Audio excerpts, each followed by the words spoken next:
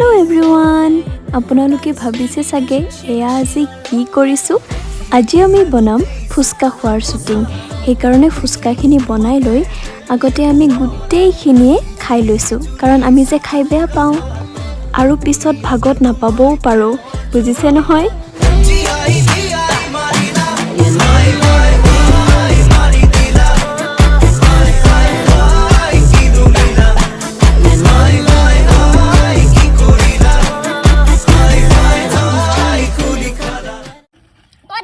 আলুৰ বস্তাটো তোৰ ফালে লৈ চালে আমাৰ ফালেও দি বস্তা নহয় ছৰিয়াকে লৈছিল আই ফালে দি তহতে খাছো